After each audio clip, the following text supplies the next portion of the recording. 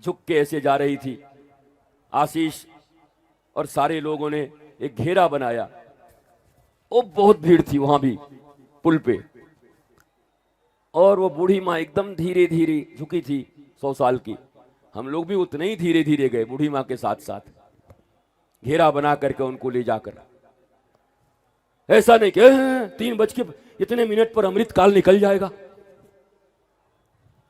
3:44 जहां हुआ तो अमृत भाग जाएगा फिर, और ये अमृत पी करके एकदम अमर हो जाएंगे। अब सारी दुनिया समाप्त हो जाएगी, केवल यही लोग बचेंगे। अब ऐसी भी क्या नादानियां, ऐसी भी क्या अज्ञानता है जीवन में। वो बड़े धार्मिक हैं, बड़े भावुक हैं, भाव के लिए अपना जान भी दे देंगे वो। ना ना ना ना ना ना, जान रहेगा तो भाव फिर आएगा, प्राण बचे तो भाव फिर आएंगे। अब प्राण ही निकल जाए तो भाव रह के क्या करेगा।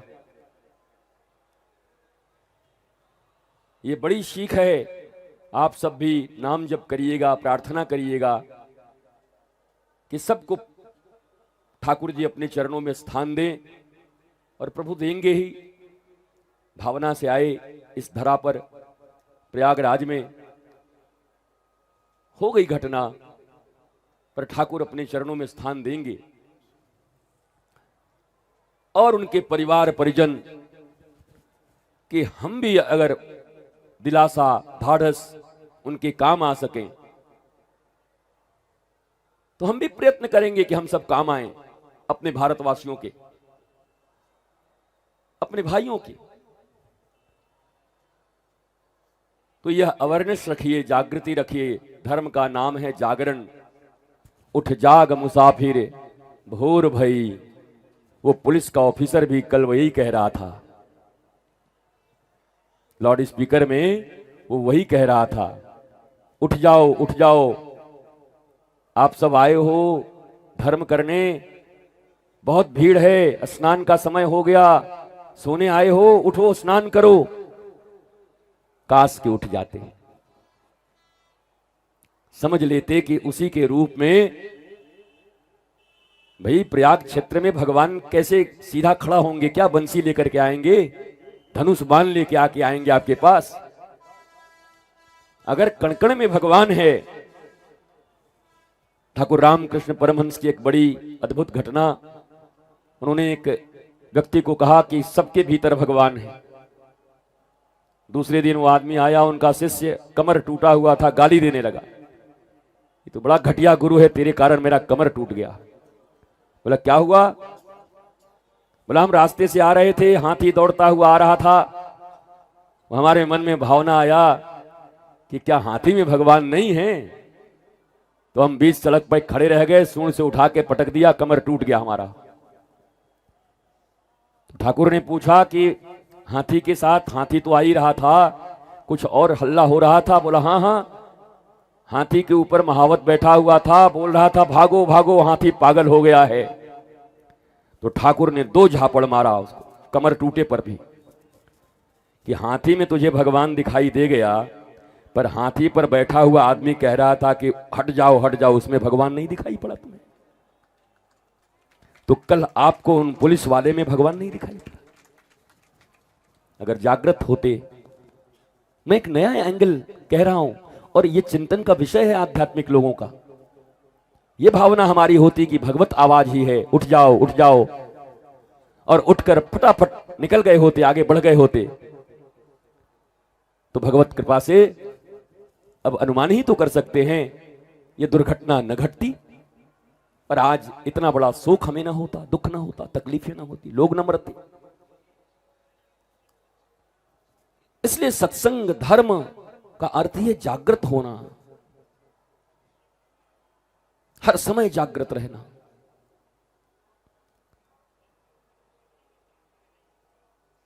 मैं आशा करता हूं कि आप सब अपने जीवन में, महाकुंभ में स्नान तो किया ही आपने, पुण्य तो लिया ही, पर इस पुण्य के साथ इस दुर्भाग्यजनक घटना में हमारी आंखें भी नम हैं, लेकिन हमें सीखने को बहुत कुछ मिल गया। 30 चले गए, और अगर सीखने को राजी हो तो हम 30 करोड़ बच भी सकते हैं। इसमें भी हम ये शुभ देखते हैं। यही तो शुभत्व बचा है अब देखने को, कि इस घटना से अगर हम सीखना चाहें तो आगे करोड़ों लोग हम ऐसे किसी भगदड़ में, ऐसे किसी दुर्घटना में अविवेक के कारण न फंसें, बचाएं। हमारे गुरुवर बड़ी प्यारी बात कहते थे, अपने बचो बचाओ सबको। धर्म की बस एक ही परिभाषा देते थे, ज्यादा परिभाषा वो देते ही नहीं थे धर्म की। बस एक परिभाषा थी उनकी धर्म की, स्वयं बचो। तो हमको भी शुरू में लगता था कि गुरुजी ये पहले कह देते कि भाई लोगों को बचाओ, पहले लोगों को बचाओ और फिर बचो। लेकिन जब हम हवाई जहाज में जाते और हवाई जहाज में जब वो सिखाया जाता कि भैया अगर ऊपर में कभी ऑक्सीजन कम हो जाए तो भूल के भी दूसरे को पहले मत लगाना, पहले खुद लगाना। नहीं, कई लोग भाई साहब रुकिए हम आपको लगाते हैं। आप तो भाई साहब को लगा नहीं पाए, अब वो भी गए, वो भी आप भी चले गए, दोनों भाई निकल गए। तो कहते हैं पहले खुद को लगाओ फिर दूसरे की मदद करो। मनुष्य का इतना ही बोध होता कि मुझे खुद बचना है और फिर लोगों को ही बचाना है। अगर ये बोध होता, और वो भीड़ भी देखो, एक एक एक एक करके अनेक बने होंगे ना, हैं तो सभी आदमी उसमें। भीड़ कह के बच सकते हैं क्या? जानवर थे क्या? पशु थे क्या? ये लोग भी तो संगम स्नान करने आए थे, पर कह रहे हैं क्या करें, हमको पीछे वाला ढकेल दिया। तो मैं उन पीछे वालों से पूछना चाहूंगा, जो सबसे पीछे थे वो क्या जानवर थे? संगम में पशु आया था स्नान करने। क्योंकि तुम भी कई बार भीड़ में रहते हो।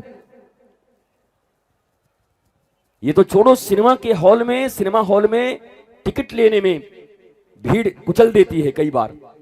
हम लोगों के जमाने में ऐसा कई बार हमने देखा। तो पीछे के लाइन में खड़ा वो आदमी जिसको नहाने की इतनी तड़का है संगम में कि आगे रेला देख रहा है और पता है कि मैं इसको धक्का दूंगा तो इसका बैलेंस बिगड़ेगा, तो उसको देगा, वो उसको देगा, उसको देगा, और अगर कोई गिरा तो भीड़ में गिर करके फिर कितने लोग जाएंगे। लेकिन अब क्या इसे आप मनुष्य कहोगे? प्रश्न करता हूं, आज दुख का दिन है, इससे बड़ा दुख कुछ नहीं हो सकता। पर क्या ऐसे लोगों को आप मनुष्य कहोगे? पूछता हूं आपसे, बताओ। जो मनुष्य अपने स्नान के लिए कि संगम स्नान में अमृत प्राप्त कर लेंगे, लाखों लोगों की जिंदगी को दांव पर लगा दे, क्या उसे मनुष्य कहने का और कहलाने का अधिकार है? क्या हमें ऐसा मनुष्य बनना है?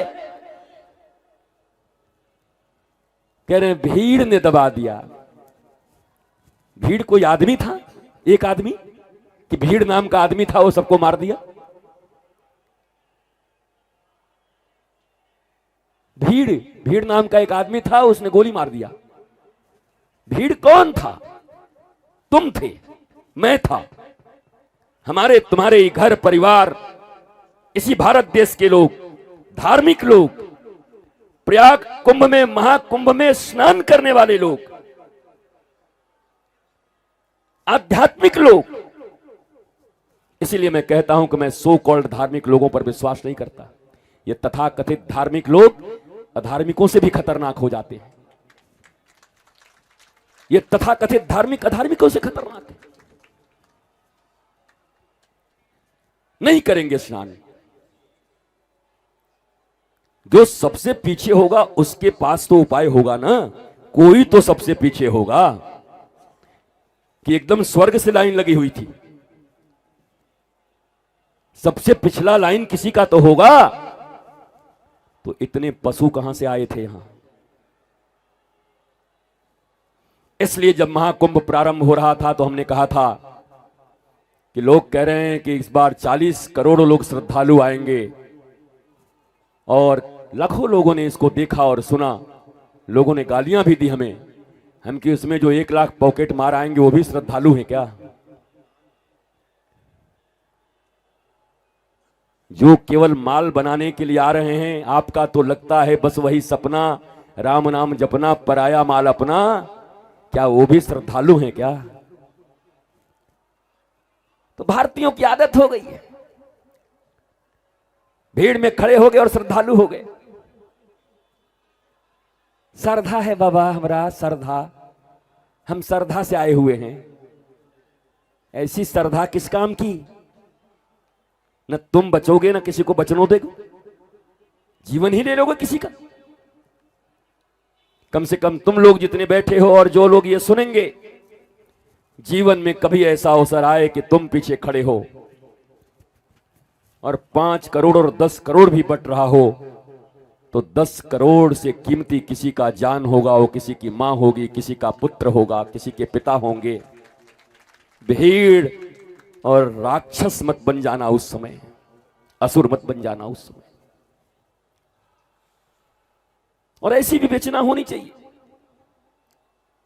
लोग कहेंगे बताइए ये तो गजब बात कर रहे हैं भाई, लेकिन करो विवेचना ये कि वो पीछे वाले असुर कौन थे, कौन थे वो लोग जो सिर्फ अपने स्नान के लिए 30 लोगों को कुचल दिए, जीते जी मार डाला। कौन थे ये धार्मिक आध्यात्मिक अमृत पाने वाले लोग? किस दृष्टि से ऐसे लोगों को धार्मिक आध्यात्मिक सनातनी हिंदू भारतीय मानव किस दृष्टि से कहेंगे? और आज अगर ये कड़वा घूंट आपने नहीं पिया और ये कड़वे घूंट अपने परिवारों को नहीं पिलाए, अपने बच्चों को नहीं सिखाया कि बेटा जो हो जाए, जितना नुकसान हो जाए, पर खबरदार राक्षस मत बनना भीड़ के नाम पर, और लोगों की जिंदगियां मत लेना। ट्रेनों में ऐसे हो जाते हैं, बसों में हो जाते हैं, और हर बार भीड़ का नाम दे दिया जाता है। भीड़ ने लोगों को कुचला और पूरा देश हाथ झाड़ लेता है ऐसे करके, ऐसे करके। भाई साहब भीड़ ने, भीड़ में हो, भीड़ भीड़, ये भीड़ कहां, कौन भीड़? एक से अनेक बनते हैं। तुम अगर अच्छे हो गए तो भारत के अच्छे होने की पूरी गारंटी है। तुम अगर अच्छे हो गए तो सनातन का अच्छा होना गारंटेड है। पर तुम भीड़ में खड़े होकर के अमानुष बन रहे हो और सनातन की अच्छाई के स्वप्न देख रहे हो और धर्म में जगत की परिकल्पना कर रहे हो और भारत विश्व गुरु बनेगा इसकी जयकारियां लगा रहे हो। याद रखना, आज के मेरे इस हृदय पीड़ित है और पीड़ा से भरे हृदय में बस एक ही प्रबोध देता हूं, चाहे जो हो जाए, लेकिन मैं अपने जीवन में स्वयं ऐसा पीछे वाला भीड़, राक्षस भीड़ कभी नहीं बनूंगा और अपने बच्चों और अपने परिवार को कभी नहीं बनने दूंगा। उनको भी सिखाऊंगा कि मत बनना। कई दुर्घटनाएं रुक जाएंगी इसके बाद।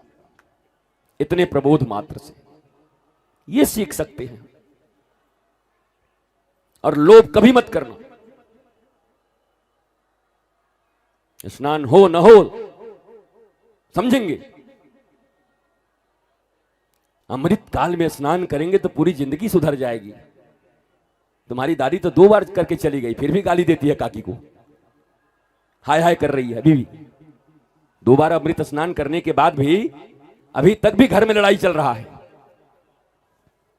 तो केवल ये काल और मुहूर्त से केवल नहीं होगा, मानव बनिए, कंपैशन करुणा रखिए, विवेक रखिए, और जो मैं हमेशा कहता हूं ज्ञानवान होना ही धार्मिक होना है। अज्ञानी कभी धार्मिक नहीं हो सकता, अज्ञानी कभी भक्त नहीं हो सकता, अज्ञानी कभी श्रद्धालु नहीं हो सकता। Knowledge is the key of success, की ऑफ ब्लिसफुलनेस। यही तो मैं कहते आ रहा हूं।